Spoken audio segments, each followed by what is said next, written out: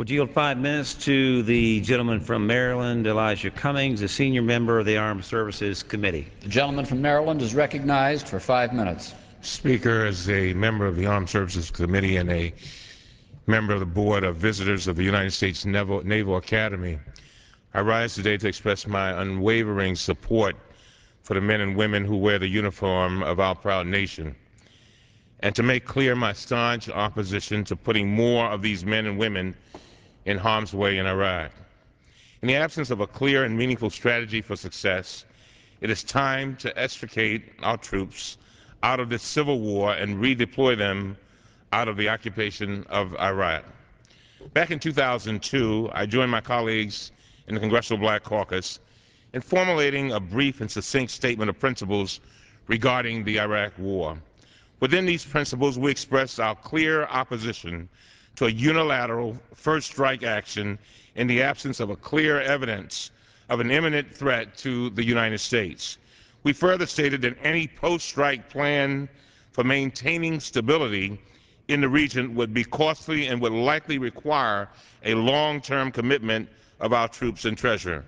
Today, it is very clear that the overthrow of Saddam Hussein has provoked sectarian divisions in Iraqi society that are now expressed daily through violence on a staggering scale.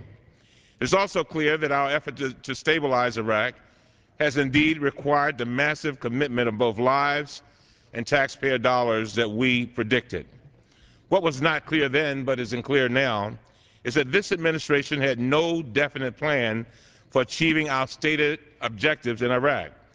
The administration had lofty rhetoric, but no strategy for creating a stable democracy that could be our partner in the war on terror. Mr. Speaker, I raise these points to remind our Congress that from the beginning of this war, there have been voices raised not in opposition to our president, but in demand of a strategic approach to the growing threats we face. Opposition in demand of an honest assessment of what could be accomplished through military force, and in demand of a clear purpose for why we send our troops into harm's way, our young men and women, the future of our nation, into situations where they may seriously be injured or killed. These are the very points that the resolution before us today demands. I have no illusions about the danger inherent in the growing number of nations that may soon have the capability to construct weapons of mass destruction.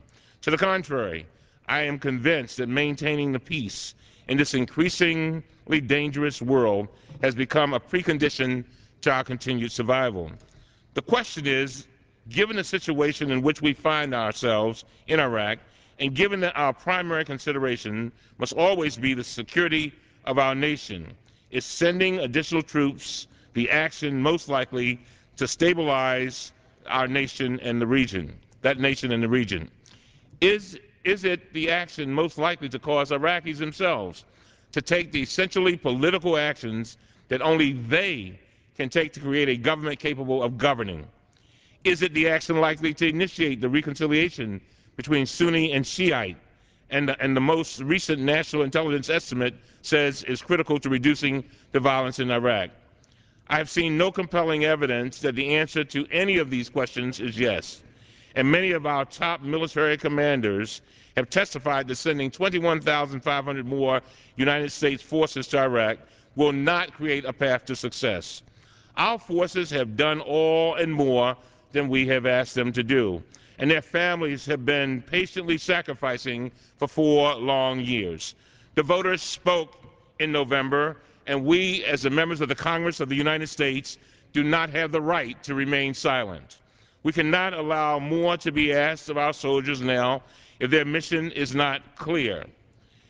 The President has no plan likely to produce victory, and if, as the National Intelligence Estimate suggests, the Iraqi forces and the government are not capable of being partners in their own reconstruction, I urge my colleagues to support our troops by supporting this resolution, and I yield back the balance of my time.